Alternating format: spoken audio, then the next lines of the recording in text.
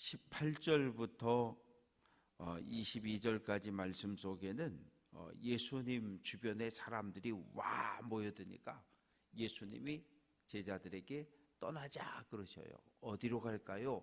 배 타고 갈릴리 바다를 건너가자 이렇게 이야기를 하십니다. 그런데 한 서기관이 이야기합니다. 선생님이 어디로 가든지 나는 따라가겠습니다.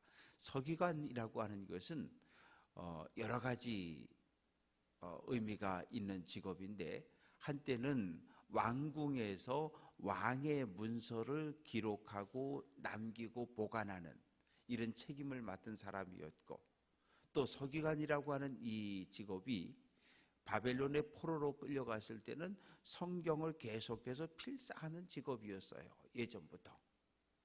그래서 율법을 계속해서, 지금은 인쇄술이 발달돼서 그냥 인쇄기로 찍어내지만 옛날엔 다 손으로 써야 되거든요.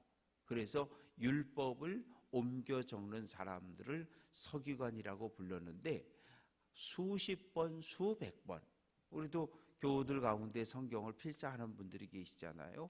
이 눈으로 읽는 거하고 또 이렇게 손으로 쓰는 거하고 전혀 달라요. 그런데 수십 번, 수백 번 평생을 성경을 옮겨 쓰다 보니까 율법의 전문가들이 됐어요. 그래서 김서기관님 어떤 말씀이 어디에 있죠? 그거 어디에 있어? 어떤 내용이죠? 이런 내용이야. 그래서 나중에는 예수님 당시에 서기관들은 율법의 전문가로서 백성들에게 존중을 받았던 사람들입니다. 선생님이 어디로 가든지 저는 따라가겠습니다. 이런 이야기를 해요. 그런데 대다수 서기관은 예수님에 대해서 대단히 불편한 눈으로 바라보고 있어요. 왜? 예수님의 뭐 좀 잘못된 거 없나 트집을 잡을 생각하고 있는데, 아주 소수의 서기관들은 예수님을 존경했고 예수님을 따랐던 것을 볼 수 있습니다. 그러나 이 서기관은 좀 달라요. 뭐가 다르냐 하면, 제자가 되겠다는 결단인데, 제자가 되려면 이게 고통의 길이거든요. 서기관은 존경받는 직업이고, 예수의 제자가 된다? 이건 그때부터 고통과 고난과 괴로움이 계속 감당을 해야 됩니다. 그래서 예수님이 제자가 되는 길이 어렵다라고 하는 것을 이야기하고 계시고, 또 20절에서 여우도 굴이 있고 공중에 새도 머물 곳이 있는데 인자는 머리 둘 곳이 없다. 이게 보면 여우도 굴 속에 들어가서 자고, 공중을 날아다니는 새들도 밤이 되면 뭐 처마 밑이든 둥지든 들어가서 잠을 자는데, 예수님 인자는 머리 둘 곳이 없다. 예수님이 계셔야 될 거처가 어딜까요? 사람의 마음인 거예요.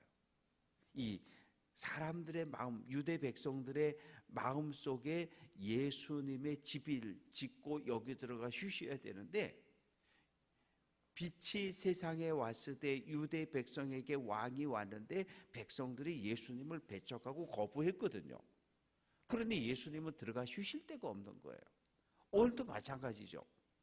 예수님께서 성령께서 성도들을 찾아오셔서 우리 육체 안에, 우리 마음속에 믿음의 집을 짓고 이 안에 거하셔야 되는데, 우리도 싫다고 밀어내면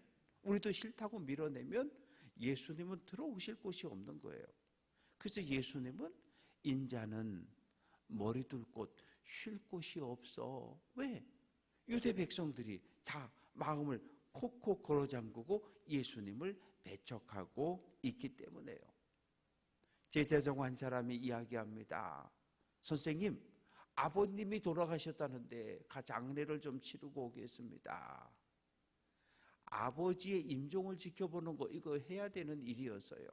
그리고 장례를 모시고 6일 동안 아버님을 추모하며 곁을 지키는 것, 이거 유대의 문화였어요. 우리도 옛날에 보면 3년 시무살이 가고 그랬잖아요. 그런데 오늘 예수님은 뭐라고 말씀하시냐 하면, 하나님의 일, 예수님의 뒤를 따르는 제자의 귀한 일하고 아버지의 장례를 모시는 이 일하고 두 가지가 있는데, 아버지의 장례를 모시는 일은 급한 일이에요. 우선순위에 있어서 급한 일이고 예수님을 따르는 건 중요한 일이고, 그런데 우리가 중요한 일하고 급한 일하고 두 개를 놓으면 어느 걸 먼저 합니까? 급한 일을 하는 거예요. 그런데 예수님은 그러지 말라는 거예요. 예수의 제자가 되어서 주의 일을 하는 게 더 중요하니까 급하긴 한데 그 급한 일은 예수 믿지 않는 다른 가족들이, 나를 따르지 않는 다른 가족들이 많이 있지 않니? 그러니까 가족들, 형제들, 친척들에게 맡기고 너는 나를 따라와라. 예수의 제자로 사는 것이 훨씬 더 아버지의 장례를 모시는 일보다 중요하다고 말씀을 하십니다. 이제 23절 배를 타셨어요. 배를 타고 건너가면 28절 말씀 보면 건너편 가다라 지방에 가셨다, 이렇게 되어 있습니다. 배를 가버나움에서 배를 타고 쭉 가면 건너편에 데가볼리라고 하는 도시가 나옵니다. 데가볼리라고 하는 것은, 데가는 열이란 뜻이에요. 열, 데가, 볼리, 마을. 10개의 성읍으로 만들어진 하나의 큰, 우리말로 하면 뭐 강원도처럼, 강원도 안에 춘천도 있고 강릉도 있고 원주도 있고 18개 시군이 있는 것처럼 데가볼리 안에는 10개의 성읍이 있었던 거예요. 바다를 딱 건너가면 첫 번째 도착하는 성읍이 가다라. 그리고 우리가 종종 보면 거라사 광인 이야기가 나오는데, 거라사 광인은 한참 내륙으로 들어가야, 여기도 로마의 통치를 받았고 돼지를 많이 키웠던 장소입니다. 그런데 배를 타고 가는데 문제가 생겼어요. 밤에 배를 타고 건너가다 보니까 밤이 되면 바람이 산에서 아래로, 산 꼭대기에서 아래로 불거든요. 그런데 문제는 뭐냐 하면 이 갈릴리 바다라고 하는 것이 지중해 해면 수면하고 비교할 때 207m 땅속에 있는 거예요. 그러니까 지중해 바다는 여기 있고 이 갈릴리 바다는 이렇게 밑에 200m 훨씬 아래에 있거든요. 그래서 주변 산에서 바람이 불어오면 파도를, 그 갈릴리 바다를 때리면 그 풍랑이 일어나고 실제로 지나가다가 배들이 많이 뒤집어지고 빠지고 이런 일들이 역사 속에 일어났는데, 하필이면 예수님이 탄 배가 그 풍랑을 만나게 된 거예요. 그런데 24절, 예수께서는 주무시는지라. 이 잠을 잘 자는 게 이게 또 은혜잖아요. 어떤 상황, 어떤 일을 만나도 잠을 주무셔야 돼요. 잠을 못 자면 다음날 일상의 삶이 무너지기 시작해요. 잠이라고 하는 건 반드시 자야 돼요. 예수님은 막 바람이 불고 배가 흔들리고 물이 튀어 들어오는데도, 그런데 그냥 주무시는 거예요.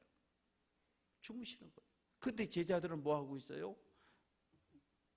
물 퍼내고 있는 거. 물 퍼내면서 왜? 예수의 제자들 가운데 베드로를 비롯해서 갈릴리 어부 출신의 어부들이 있었잖아요. 얼마나 많은 경험을 가지고 있겠어요. 늘 눈 뜨면 또 저녁에 가서 고기 잡고 거두고 얼마나 많은 경험을 가지고 있겠어요. 자기들의 경험을 총동원해서 이 어려움의 문제를 풀어보려고 했지만 풀지 못해요. 근데 예수님은 평안히 주무셔요. 우리 공동체 안에도 마찬가지죠. 가족들 가운데도 마찬가지죠. 어떤 일이 벌어져도 잠자는 시간 되면 들어가 자는 분들이 있어요. 근데 자야 할 시간에 이 머리를 찔끔 먹고 끙끙끙끙하고 고민하며 밤을 지새우는 분들이 있다고요.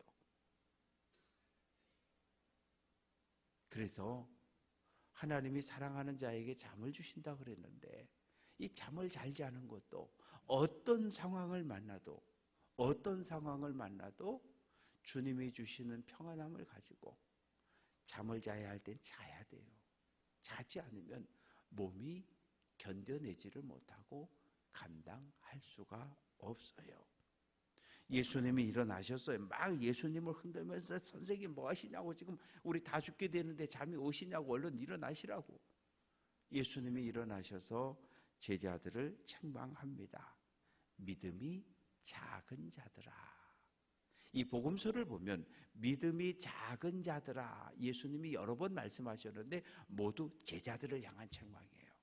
그러니까 믿음이 없는 건 아니고 믿음이 있기는 있는데 아주 작은 믿음을 가지고 있다는 거예요. 그래서 예수님은 제자들이 작은 믿음의 상태를 벗어나 큰 믿음으로 나아가기를 기대하고 계셨던 거죠. 그래서 왜 제자들이 두려워합니까? 죽음 때문에 그래요. 죽음 때문에. 풍랑이 아무리 쳐도 이 바다에 내가 빠져도 절대 나 안 죽어.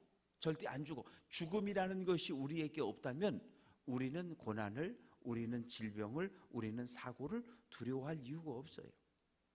그러나 사건, 사고, 질병을 두려워하는 이유는 죽음 때문에 그래요. 사고를 만나면 내가 혹시 죽지 않을까? 이 많은 염려와 죽음에 대한 두려움과 공포 때문에 제자들은 예수님을 흔들어 깨웁니다. 그래서 믿음이 작은 자들아, 이 표현, 무엇을 먹을까 무엇을 마실까 염려하는 제자들에게 믿음이 작은 자들아 책망하셨고, 풍랑에 빠져서 예수님께 걸어오다가 푹 빠져서 살려주세요 소리쳤던 베드로를 향해서 믿음이 작다고 책망하시고, 진리를 깨닫지 못한 제자들에게도 믿음이 작은 자들이라고 책망하시고, 베드로, 야고보, 요한을 데리고 변화산에 올라갔다 내려오셨는데 간질로 고통당하는 아들을 데려온 아버지가 있는데 그 아버지가 선생님을 향해서 도대체 당신 제자들 뭘 가르쳐 놨느냐고 막 대들었을 때, 그때도 예수님 제자들에게 믿음이 작은 자들이라고 책망을 하셨어요.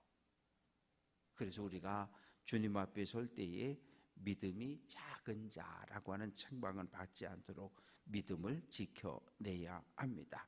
그래서 예수님께서 바람을 꾸짖고 풍랑을 꾸짖고, 바람을 꾸짖으니까 바람이 안 부르니까 더 이상 바다에 파도가 칠 일이 없잖아요.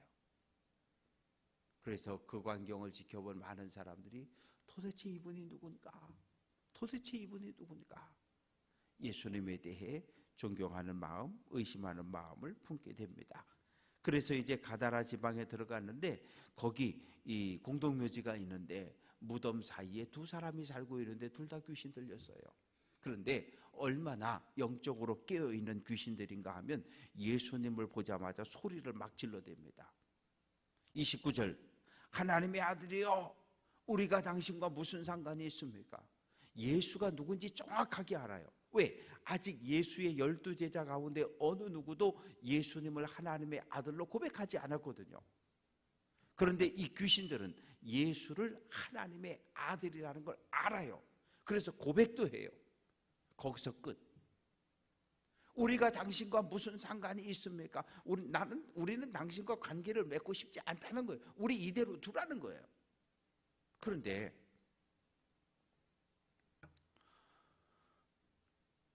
예수님은 귀신 들린 이 두 사람의 영혼에 관심이 있으셨던 거예요. 그러니까 예수님께서 이미 마음속으로 야 귀신들 너네 나가. 아니 어디로 갑니까? 그런데 보니까 이 목장에 돼지들이 있는 거죠. 주여 우리로 하여금 저 돼지 떼 속에 들어가게 해달라고. 그 돼지 떼에게 귀신들이 들어가고 귀신 들린 돼지들이 비탈에서 뛰어내려서 갈릴리 바다에 풍덩풍덩 빠져가지고 죽었는데 배를 드러내고 이 다른 성경 본문엔 2,000마리가 죽었다고 그러잖아요. 그러자 그것을 목격한 사람들이 동네로 뛰어들어가고 동네 사람들이 다 예수님께 몰려 나옵니다. 34절, 온 시내가 예수를 만나려고 나가서 보고 그 지방에서 떠나시기를 간구하더라. 왜 예수님 보고 떠나라 그랬을까요? 아니 귀신 들려서 온갖 못된 짓 하고 막 소리 지르고 지나가는 사람 두들겨 패고 이랬던 귀신 들린 사람 둘을 정신을 온전케 만들어 줬는데, 귀신을 쫓아내 줬는데, 선생님 감사합니다. 저놈들 때문에 우리가 그동안 힘들었는데 참 귀신을 쫓아내 주셔서 온전케 해주시니 감사합니다. 우리 마을에 들어가셔서 식사하고 며칠 좀 쉬시다 가시죠. 관광도 좀 하고 가시죠. 이래야 되잖아요. 그런데 가서 돼지가 바다에 빠져 죽은 그 모습을 보고서 무슨 생각이 든 거예요? 야, 이분이 우리 동네에 계속 계시면 우리 동네에 있는 모든 축산, 돼지고 소고 염소고 양이고 다 죽겠다. 이분이 우리 동네에 계시는 한 경제적인 손실이 너무 커질 테니까 얼른 이분을 보내는 게 좋겠다. 그래서 예수님 보고 우리 마을을 얼른 떠나달라고 그렇게 요청을 합니다. 예수님이 구원자로 오셨지만 가다라 지방에 수많은 사람들이 살고 있었지만 예수님의 은혜를 경험하고 치유받고 구원받은 사람은 귀신 들렸던 두 사람밖에 없었던 거죠. 말씀을 정리해 봅니다. 마태복음 8장에는 예수님의 능력, 사역에 대해서 소개를 하고 있어요. 병자를 고치고 귀신을 쫓아내고 백부장의 하인을 고치고 그리고 바람과 파도를 잔잔케 하고 또 귀신 들린 두 사람을 온전케 하고 예수님이 하나님의 아들 메시아라고 하는 능력을 계속해서 드러내고 있습니다. 우리도 마찬가지예요. 우리가 이 땅에서 믿음의 길을 걸어가는 동안에 하나님의 거룩한 백성이라고 하는 것을, 예수님의 제자라고 하는 것을 삶으로, 행동으로 드러낼 수 있어야 합니다. 바라고 소망하는 것은 오늘 말씀을 마음에 새겨두고 마음판에 새겨두고 오늘 한 날도 하나님의 의지하면서 하나님의 손을 꼭 잡고 믿음의 길을 잘 달려갈 수 있는 귀한 성도들 될 수 있기를 주님의 이름으로 축원합니다.